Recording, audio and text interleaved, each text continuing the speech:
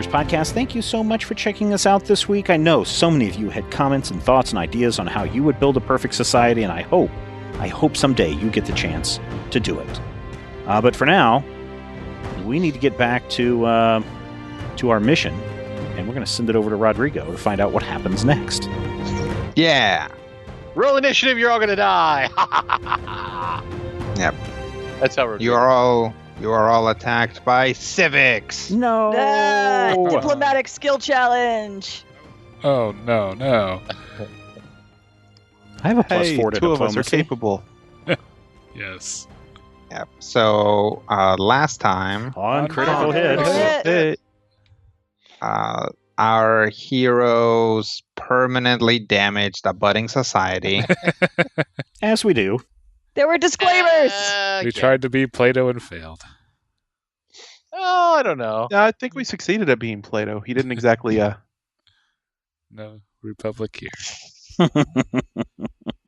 The only place That that is- we succeeded in being is coming out of the top of the action figure's head when you squish down on the thing. I'm telling you. I do like that. I like that none of you at any point mentioned democracy,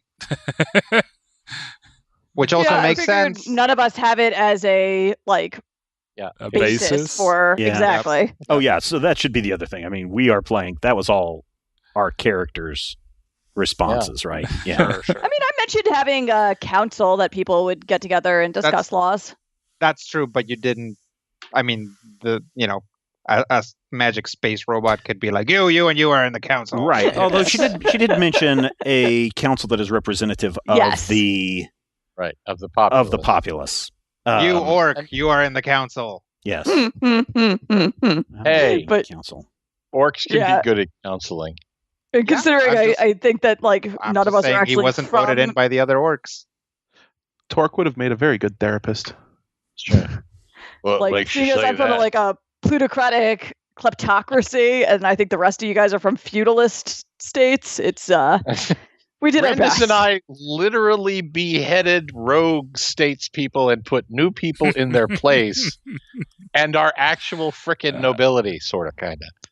Sweet. So yeah, feudal. I say Orm's kind of Resistance sort of is nobility feudal. too, isn't he? No. No, We come from an anarcho. Common Eladrin. Yeah. Well, the thing about Eladrin society is that it kind of actually it's like an oligarchical Yes, that's what I was gonna say. meritocracy kind of thing. basically that's what it Yeah. is. Yes. But merit is determined by lots of weird stuff like beauty Mhm. and magical ability. So it doesn't click into like a normal society because like Orm's It's like- family got by both being very attractive and very magical. Yeah, and also very Right. rich too. So the Hogwarts Yeah. principle, basically. Which like advances the ability for like their children to mhm. basically just have that head start, right? Yeah. And I'm not entirely certain what the actual government system for the Coldport was. It's a kakistocracy, man. all those cactuses telling people what to do each week. You know what? That was Cold- not a that joke, Coldport- Steven. Coldport probably was the closest to a democracy, but it was corrupt enough that it kind of doesn't count. Bad. Yeah, and the surrounding areas are just warlords. Yep. On warlords. So So really, we all come from terrible dystopias and shouldn't be teaching robots a damn thing. Hooray! we could be teaching them what not to do. Yeah, based on our experiences. right. Critical hit, an object lesson in what not to do. Put that on the site. I think that should, Yep, that's our next. that's shirt. about right. Accurate. Hi, I'm Sakar. I'm a cautionary tale. All right. Yes, So anyway, that's yes, what happened yes. last week On critical hit. On critical hit. on Critical Hit. This week, On critical hit. Oh boy. I believe you all have an appointment. Yes. Let's We've get been to it. So- called Ron's principal's office. So we'll pick up. You guys are back from your magical flight. Mm-hmm. That was fun. Right on cue for you guys to like deny the magic sword or some stuff. and there is a knock at your door. Open the door. Hello. It is Marut Deka. Oh, Marut. Deka, come in, please. Are you all prepared for your meeting? Yeah. Sure. I believe so, yes. Is there any information that you need before we head in? Is Fine. there anything we should not do in his presence? Well, you certainly should not break any laws. What are your laws? You know, the usual. Don't steal, don't kill. Don't drink, don't smoke. What do No, you you can drink and smoke in designated areas. Don't, speak out of turn. Don't interrupt. don't sell hair tonic to bald eagles in Omaha, Nebraska. Definitely don't bring any contraband into the city. What do you define as contraband? Certain grades of magical weapons would be considered contraband at this stage. Certainly any that were made with any type of dark or chaotic magic would be an issue. Okay. You know, the usual. Yes. Okay.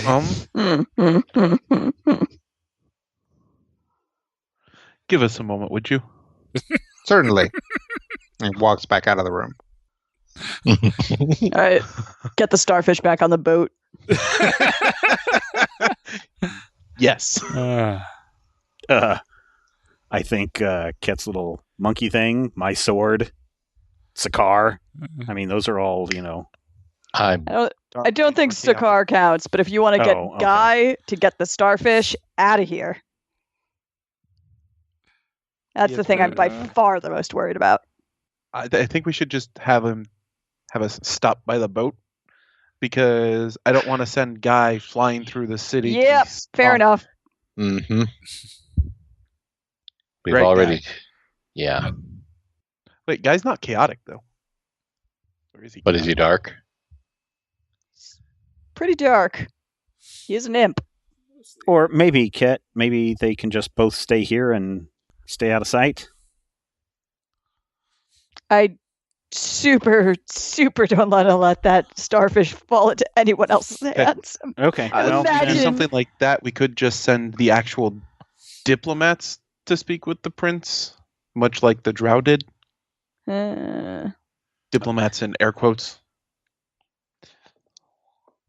I'll throw a quick argument against that, is that you don't know what these guys, like gods in general, what they're into.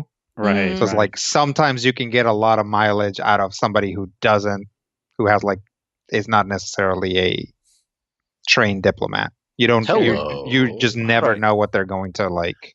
Yeah, Hook it might. into. I mean, it doesn't seem like likely for this one, but like, be like, oh, what I really want is a arm wrestling contest right now. I figured it'd be Sparkle, Ket, and Sakar go. Mm. Yeah, still, having Team Magic along for the ride is probably good in case Yeah. there's things that they're gonna observe. But yeah, I definitely don't want to leave Guy and the giant MacGuffin. All right. Just Alone. in our room. Well, we're already in the city, so we've already broken laws. So Yeah, That's as long as True. these things aren't But- coming out, But do they know that? and well, that's what I'm saying. As long They as don't these seem things, to because they haven't arrested you. as long as these Yeah. things stay out of sight and out of cover. Just worried about the god of laws being able to Being in see his through the actual presence. haversacks. See. well, oh yeah, no, we shouldn't bring it anywhere near his person. Here, I got this as much as I can. All right. I'm gonna try to basically let's put them in a haversack, and I'll try to find the best hiding place I can in this room. What if we put the haversack inside another haversack? We are not doing No. that. That doesn't cause any problems. It's just portable holes inside of haversacks or vice versa, right? Mm, I don't know. They seem to change. Then you're really just asking the DM to do something mean to you. Yes. It's Rodrigo. We don't Yeah, why ask. don't we He don't need just to ask does. him? Well, no, but I'll oblige. I mean, we're probably always asking for it, Yes. but Speak for yourself. All right, so what's the plan? We're gonna take the starfish, put it in a haversack, and I'm gonna try to thievery up like a hidden place that we can put them in here. Okay, give me a thievery check. Boy. All right. 32. Okay, you hide it pretty good. Cute. I'm going to dismiss Guy, as I believe I'm able to with my Can't you just keep him hidden and keep him watching the hidey place? He has to stay within Oh, okay. X squares of me. Yeah, that's a Like good. there's Yeah. specific familiar that gets around that restriction. All right. Let's not keep the god waiting. Yep. You sending Guy home? Yeah, I'm assuming I'm able to do that, right? I mean, you've re-summoned him when he's died, so I don't see why not. All right, Guy, I need you to not be here. Okay. I'll just go hang out at the bookies. Sounds like a plan. And he, sort of climbs up the air and disappears. Okay. All right, that's taken care of. All right, let's go. All right. You guys open the door, Mm-hmm. and Marudeka is there. He's like, oh, are you ready to go? Yep. Very well. Follow me. And he leads you down the hallway. We're going to do BADW, the Badass Diplomacy Walk. Yep.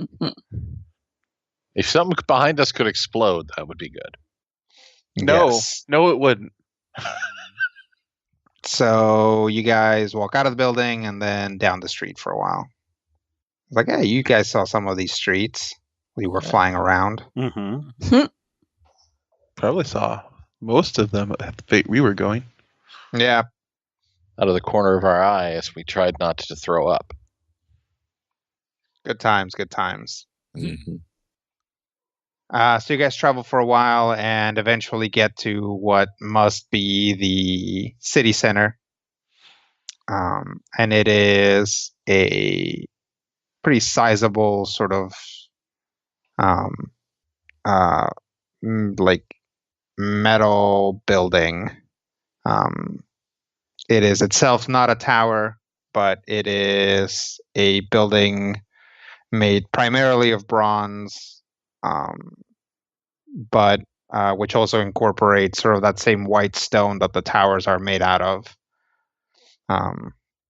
Into its front, there are several statues in the courtyard around it. None of which you particularly recognize, but they're, humanoid and doing things like proclaiming things and standing heroically and things like that. Are they all of the same person? No, they're actually not very clear. They're kind of rough. So they're just kind of vaguely humanoid.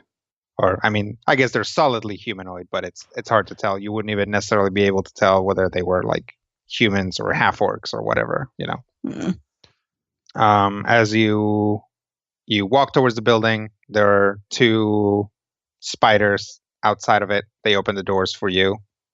You make your way inside. The inside is not all metal.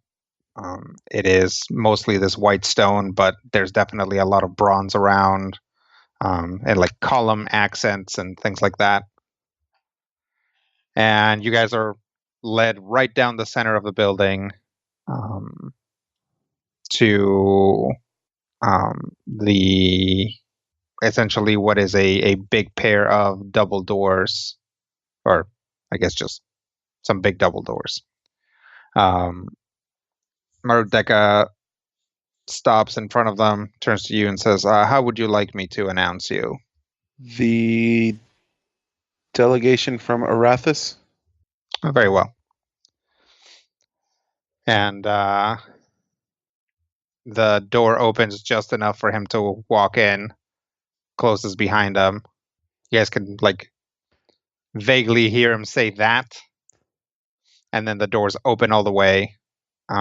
You see Marudeka standing to the side, and the moment that you see inside, it is very clear that this hall is a courtroom.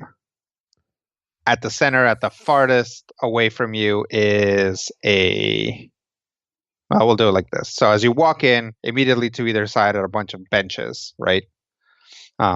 Then there are clearly 2 desks up front, and this is huge. It can, you can have upwards of 1,000 people in here. Once you make it past all the benches, there are balconies as well on the sides, and then there are 2 desks up front, some space, and then a dais with a big podium on either side of the podium. So on one side of the podium is a statue holding its arms out, and on its arms is what appears to be some white cloth. And on the opposite side, so on his right is the white, or on his left is a white cloth. On his right is another statue doing the same thing, and it is holding a sword that is basically has the blade broken in half. The sword appears to be made of bronze. Sitting on the podium is a normal size humanoid person.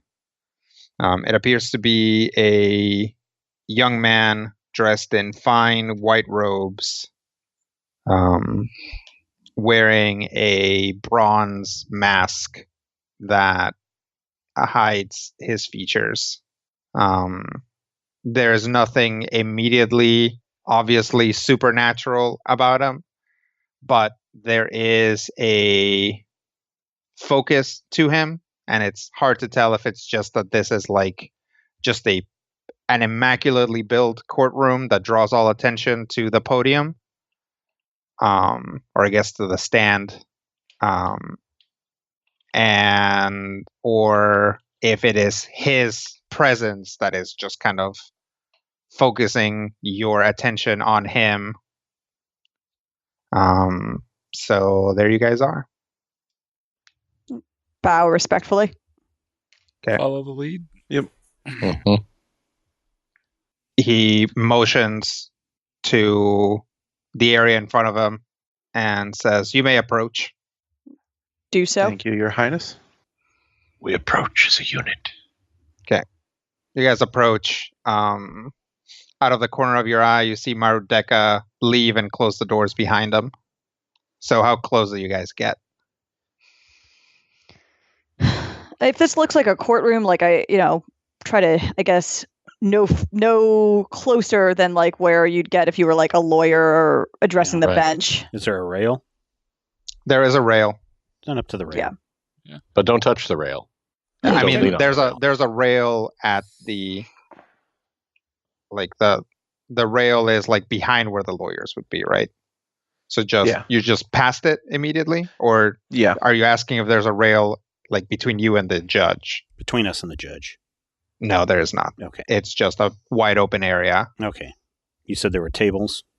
Yep, there are 2 tables, a very clear defense and Prosecution. Yeah, we'll go a up to the... prosecution table. So yeah, basically position ourselves near the tables. Okay. He says, "So, you have a proposition for me?" We do.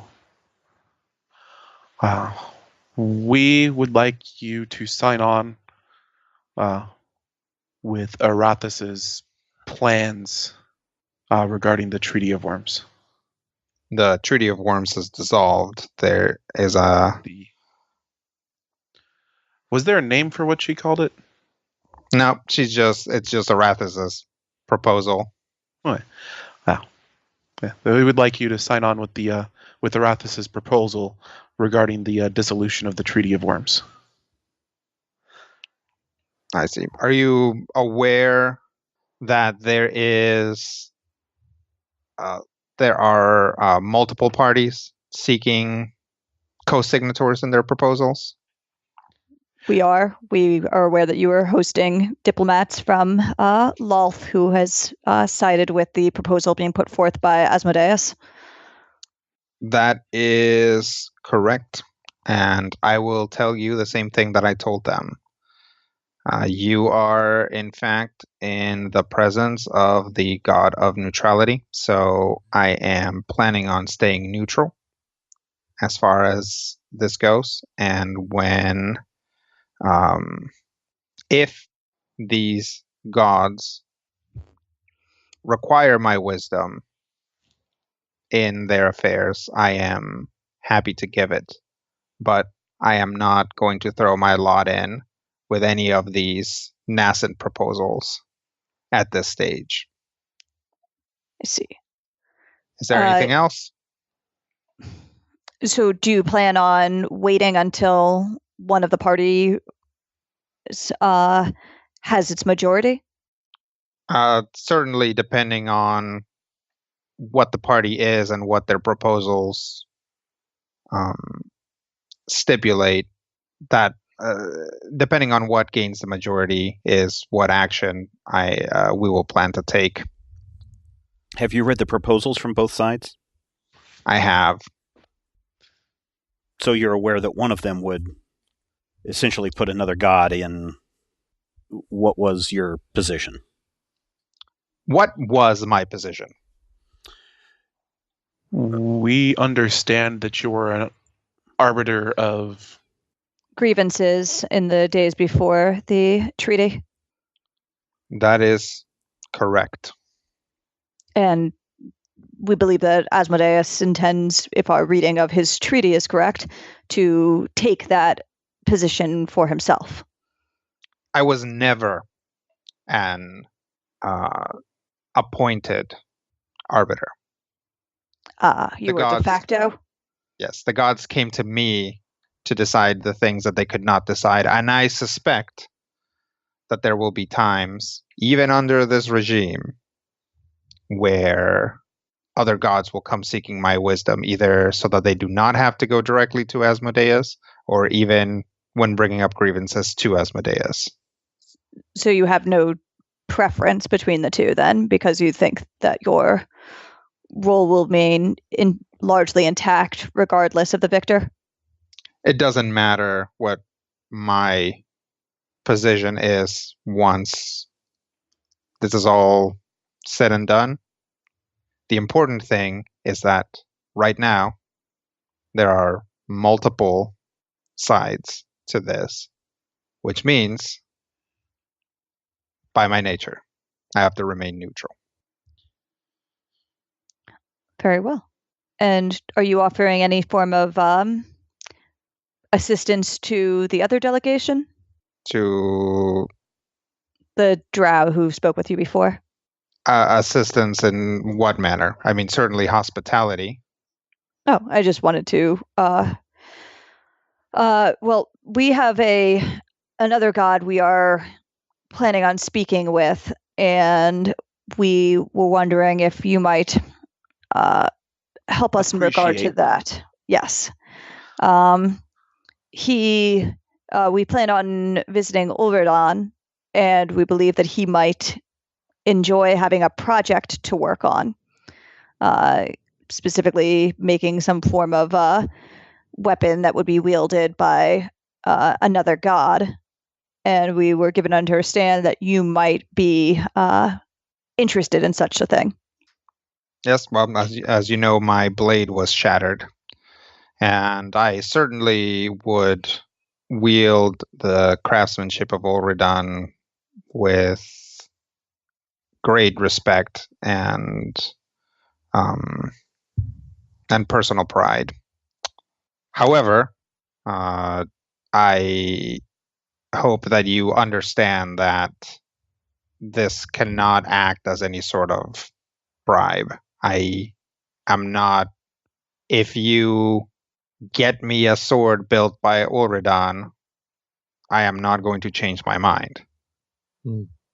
Of course, we're simply asking if it would be acceptable if we told Uridon you might be interested in a sword. I And don't that see you why would wield not. it. Yes, you can certainly tell him that, and if in fact he makes that sword on your request, I would be willing to compensate you as well. Excellent.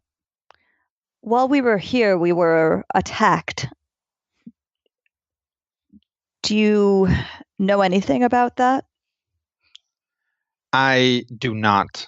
Those your assailants were able to circumvent our security, which I will admit is not at its full potential. Much resources are being devoted to rebuilding the city, and since the city itself and I have awakened,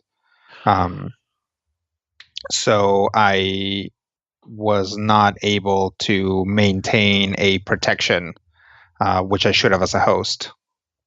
To be fair, we also did not realize that you were coming. Understandable. As you said, you are rebuilding the city since you have awoken. Mm-hmm. Are you not worried that you might be put back into your slumber if you are not part of a new treaty? That would not happen unless open warfare became a possibility. I would have to be what you would consider to be killed in order for that to happen. And I assure you that I have rested quite long enough to have the majority of my power back. So the possibility of war is always possible. I have fought in wars before. So yes, that is in fact a possibility I have considered. But it is an unlikely thing to happen anytime soon. Would it be fair to ask what the other party had proposed to you? I don't see any reason to discuss that with you. That's fine. I thought I would ask. If war were to break out,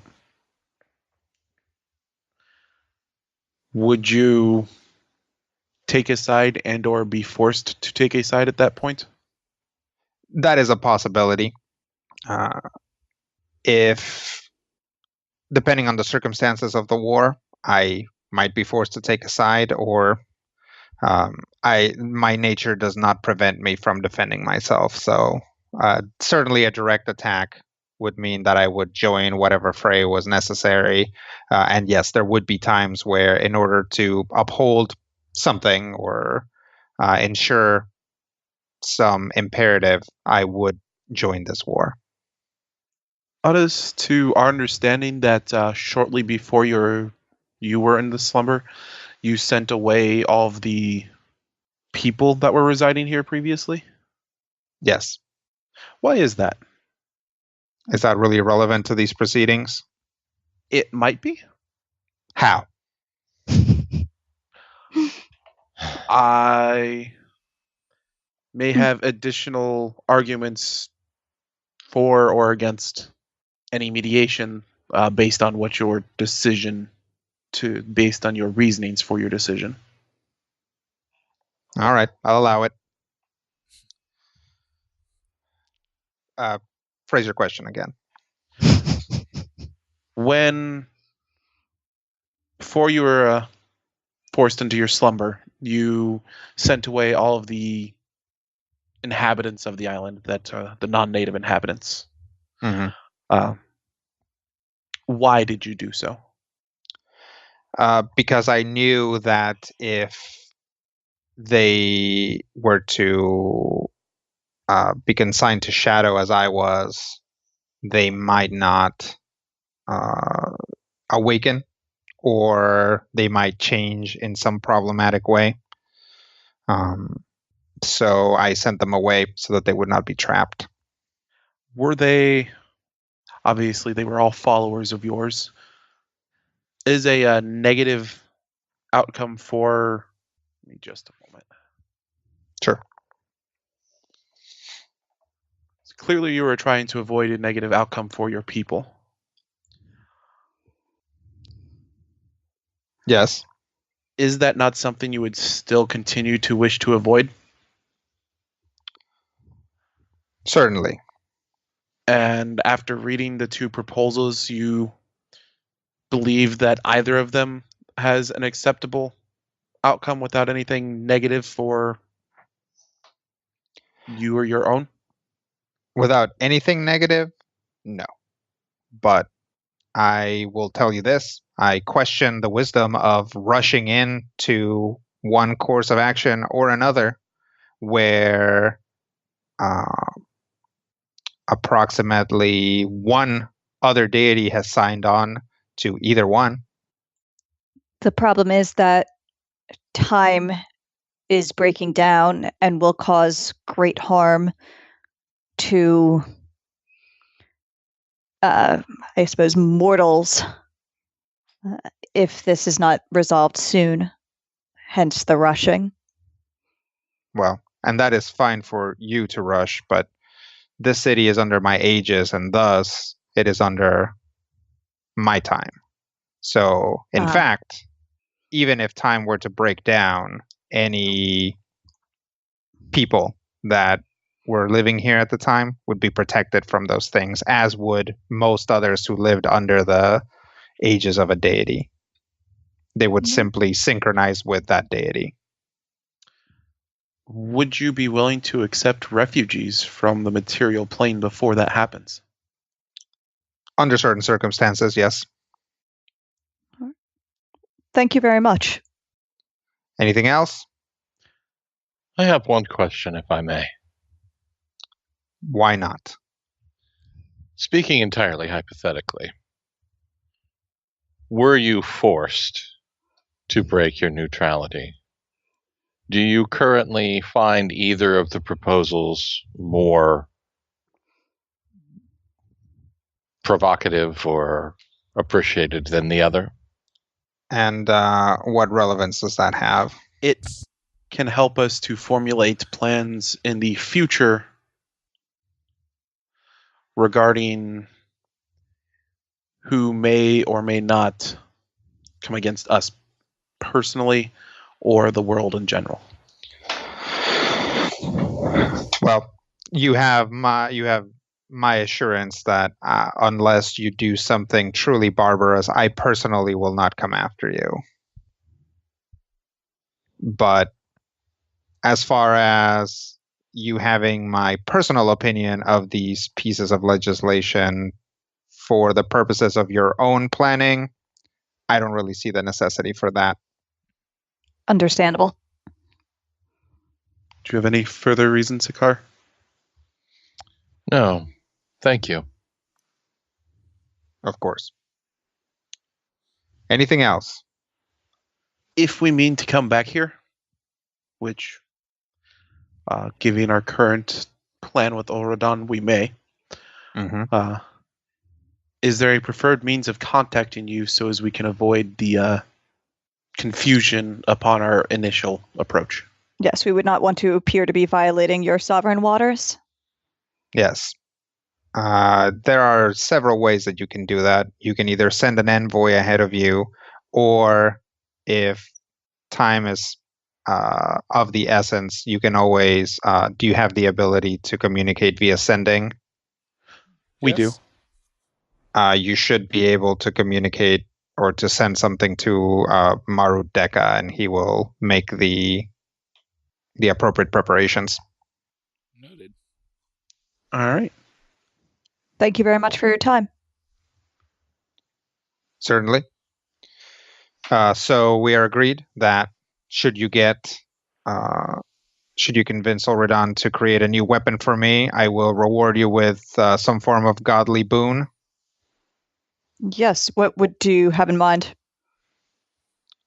I would be willing to let you make a few suggestions, although I do have some ideas in mind, but Certainly, this would be a high enough price that if you had something that was within my power to get you, I would be willing to do it. Excellent. We will update you when we've spoken to Ulverdon. All right. Anything else? Look at the others. Sparkle shakes her head. That should be everything. Thank you for your time, Your Highness. Very well. You are dismissed. Bow again and head out. Mm-hmm. Yep. Doors open. We go back to our room. Mm-hmm. Okay.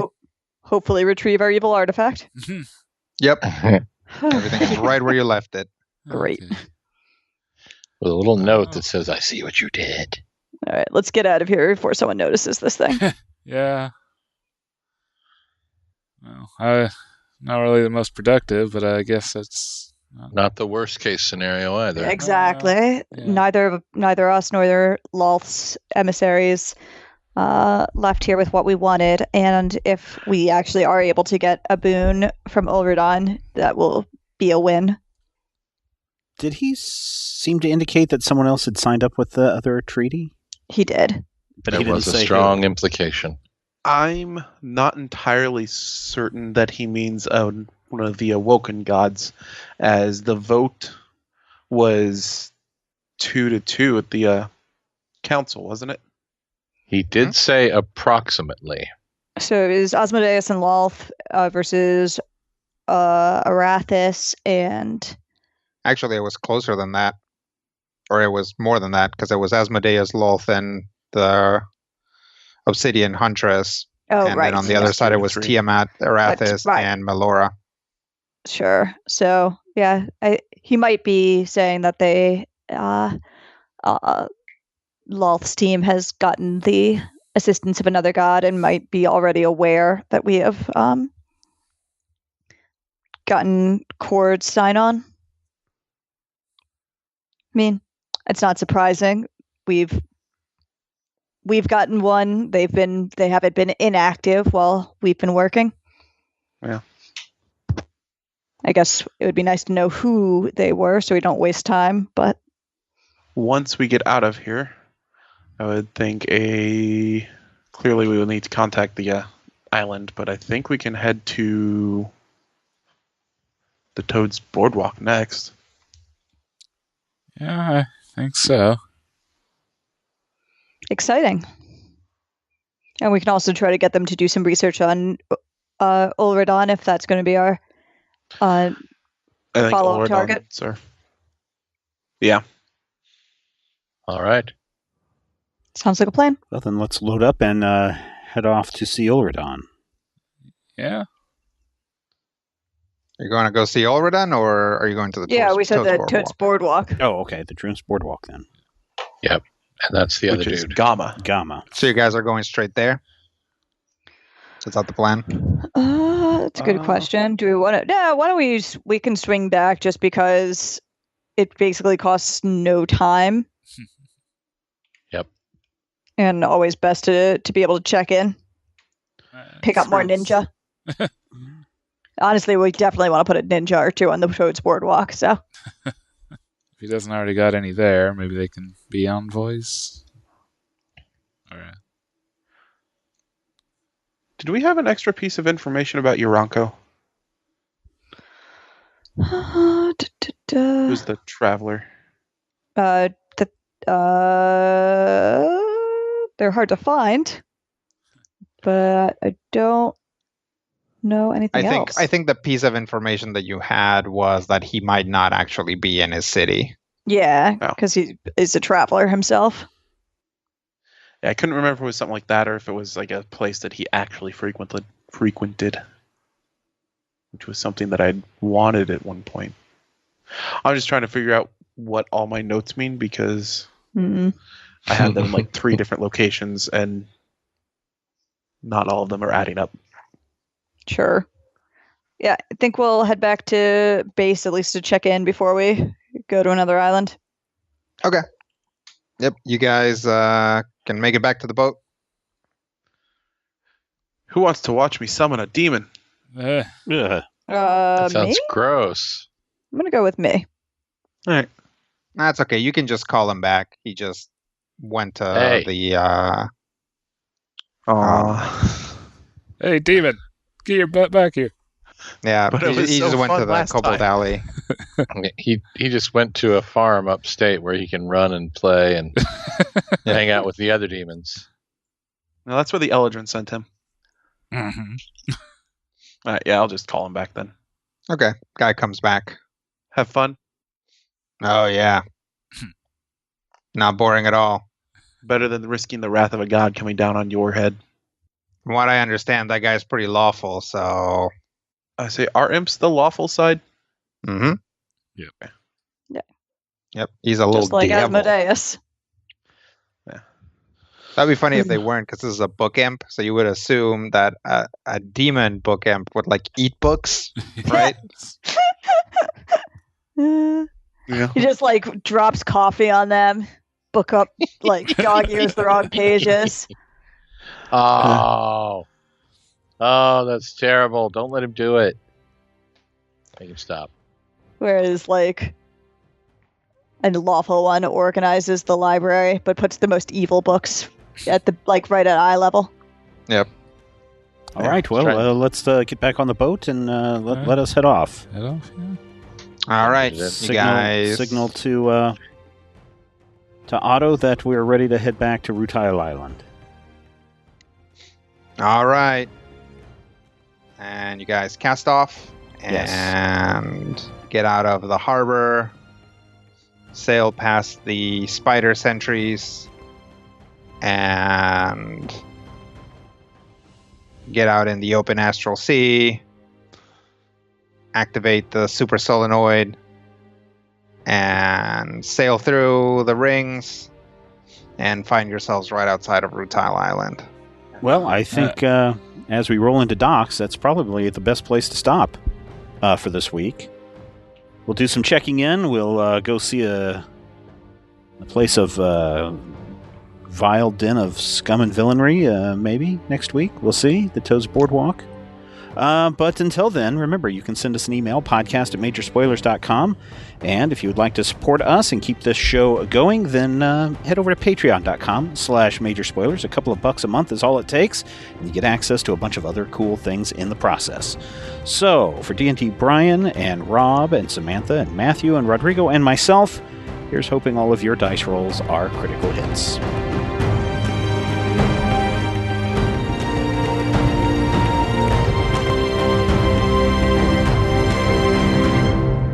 This podcast is copyright 2018 by Major Spoilers Entertainment, LLC.